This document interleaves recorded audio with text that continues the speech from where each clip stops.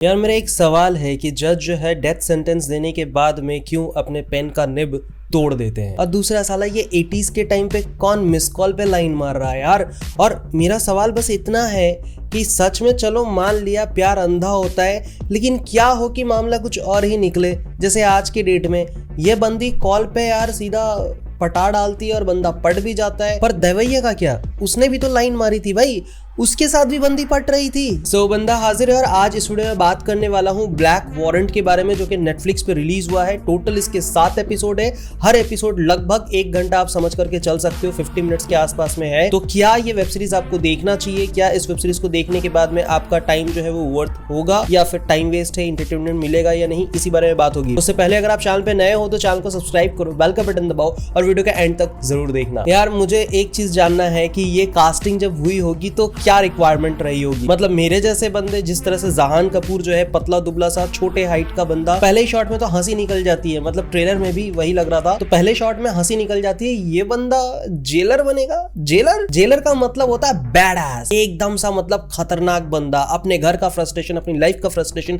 सब पेल डालता है। ये बंदा कहता है कि इनाम तो मिलना चाहिए। तो एग्जैक्टली बताऊं तो जहान कपूर जो है वो सुनील गुप्ता का रोल प्ले कर रहे हैं। और मैंने जब सीरीज देखना शुरू किया और एक के बाद एक मतलब ऐसे कैदियों को दिखाया जा रहा था, ऐसे इंसिडेंट दिखाए जा रहे थे, साथ में कुछ रियल फुटेजेस ऐड किया जा रहा था, तो मुझे हिट हुआ कि ये कहीं रियल में तो नहीं ना है। फिर जाके जब चेक किया तो पता चला कि वो जो बंदा है जहान कपूर, जो अभी सुनील गुप्ता का रोल प्ले कर रहा है, वो भी रियल है। और जितने भी ब्लैक वारंट दिखाए गए हैं वो सब भी रियल है। सच बताऊं तो भाई जान करके होश उड़ गया मेरा कि भाई ये क्या है। खास करके वो सेकंड एपिसोड जिसमें रंगा बिल्ला वाला केस दिखाता है। आई वाज थिंकिंग कि कैसे एक तरफ में एक बंदा है, दूसरी तरफ में एक और बंदा है, दोनों को सेम टाइमिंग के लिए जो है हैंग किया गया है, लेकिन उसकी मौत नहीं हुई। कैसे? और उसके नब्ज चले ही जा रहे हैं। मतलब सुबह का टाइम था, 1 घंटे से भी ऊपर हो गया, रोशनी निकल आई है, फिर भी डॉक्टर कहते हैं कि नब्ज चल रही है। और उसके बाद से जो चीजें होती है, में बस एक सवाल उठ रहा होता है कि एक बंदे के इस तरह से हैंग करवाने पे भाई कितने लोग पापी बन जाते हैं। और सबको खड़े होकर के देखना है, इंश्योर करना है कि भाई हुआ है। बहुत सारी चीजें जो है सवाल छोड़ करके जाती है। और यहाँ पे जिस तरह से स्क्रीन प्ले दिखाया गया है, my God, screen play will stick you with the chair. आप जहाँ पे भी देख रहे हो आप चिपक करके देखोगे। यकीन मानो मैं बहुत ज्यादा थका हुआ था, लेकिन उसके बावजूद भी आखिरी 2 एपिसोड छोड़ने का भी मन नहीं कर रहा था कि भाई पूरा ही देख लेते हैं। और एंड में मुझे पूरा देखना पड़ा, मतलब आंखें एकदम लाल हो रही थी उसके बावजूद भी। तो इससे आप समझ सकते हो कि इसका स्क्रीन प्ले और डायरेक्शन कितना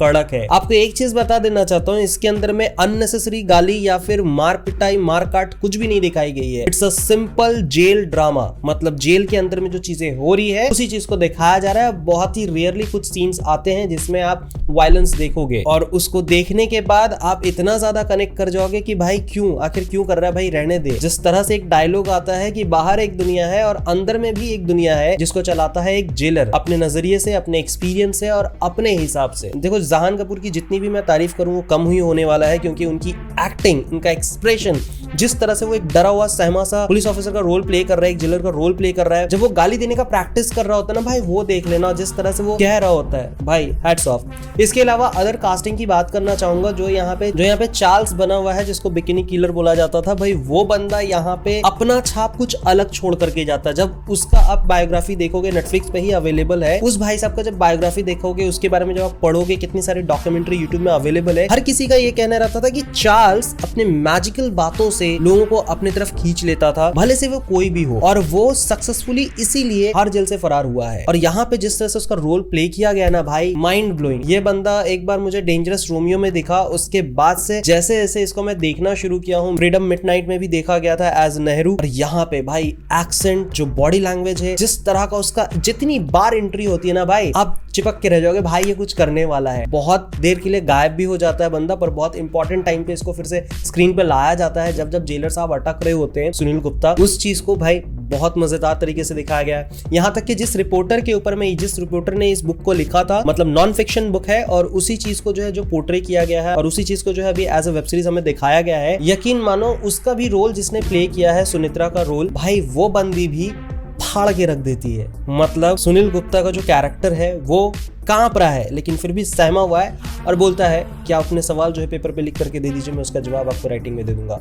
भाई वो जो बोलने का तरीका है माइंड ब्लोइंग है। आपको यहाँ पे कहीं पे भी एक लड़की का स्किन शो या फिर कोई सेक्स सीन्स ऐसे कुछ भी नहीं दिखाया जाएगा, लेकिन उसके बावजूद आप चिपक करके देखोगे हर एक चीज। वो जो 3 पुलिस ऑफिसर की जो एक टीम बनती है, जहाँ पे राहुल भट्ट जो है वो सीनियर ऑफिसर का रोल प्ले कर रहे हैं और सामने में 3 लोगों की एक टीम बनाते हैं। भाई वो तीनों का जो धीरे धीरे करके जो एक डेवलपमेंट दिखाया गया है उनके रिलेशनशिप का, वो भी भाई मतलब क्या ही बात है। साले तू नॉनवेज नहीं खाता, अब तो तू डेली का डेली मुर्गा खाएगा। वो जो दोस्ती डेवलप होते हुए दिखाया गया, जो उसके अफेयर्स वगैरह को छुपाने की कोशिश की जाती है और बहुत ही बैड टाइम पे आकर के वो अपनी सारी चीजों को खोल देता है, उन सारी चीजों को देखने के बाद समझ में आता है भाई किस तरह से लिखा है। भाई जिसने लिखा है वो तो छोड़ो भाई, उसने उतारा है, मतलब ये मोटवानी साहब जिस तरह से भाई डायरेक्शन में इसको दिखाया है, तब मतलब कनेक्ट कर जाता हूँ, मैं तो कर जाता हूँ भाई। बाकी लोगों का मुझे नहीं पता। हर एक कैरेक्टर को, भले से वो जेलर का हो, भले से वो चोरी करने वाला बंदे का हो, हर किसी का। भाई एक और सवाल रह जाता है बीच में, एक बंदी को भाई बहुत ही मिस्टीरियस तरीके से दिखाया जाता है, जो कि उसकी पड़ोसी और कहती है कि मुझे जेल का खाना ला करके दे। साला इसके पीछे में क्या लॉजिक है? बहुत सारी चीजें हैं जिसका जवाब नहीं दिया गया है और आपके दिल में वो सवाल छोड़ जाएगा, आप सोचते रहोगे ऐसा क्यों था। And that's the best part of the series. So overall अगर कहा जाए तो हाँ भाई, ये सीरीज आपका टाइम कहीं से भी वेस्ट नहीं करने वाली है। अगर आपको बिंज वॉच के लिए कुछ चाहिए, ये देख डालो और एक बार में आप देख डालोगे। हाँ, कुछ चीजें हैं जिसको आपको अवॉइड करनी पड़ेगी, जिसकी वजह से आप पेरेंट्स के साथ में बैठ करके तो नहीं देख सकते। फैमिली वाला सीन तो नहीं हो सकता क्योंकि गालियां आती है, कुछ सीन्स आते हैं, दिखाते कुछ नहीं है लेकिन मीनिंग बहुत हाई निकल आता है, तो उस वजह से आप अपने फैमिली के साथ में नहीं देख सकते। ओवरऑल अगर कहा जाए तो हाँ, ये आपको एंटरटेनमेंट वैल्यू देती है और तो और उस समय पे जो चीज़ हुआ था वो सारी चीज़ों को बहुत अच्छे से आपके सामने में रखती है। That was my honest reaction for this series. What's your take? आपने देखा तो आप बताओ आपको कैसा लगा है। यहाँ तक वीडियो देखने के लिए तहे दिल से धन्यवाद। और कोई अगर कैरेक्टर छूट गया हो तो कमेंट सेक्शन में बताना कि मैंने इस बारे में हाईलाइट नहीं किया या भूल गया हूँ, कमेंट करके जरूर बताना। तो नेक्स्ट वीडियो में, तब तक के लिए स्वस्थ रहो, मस्त रहो, जबरदस्त रहो।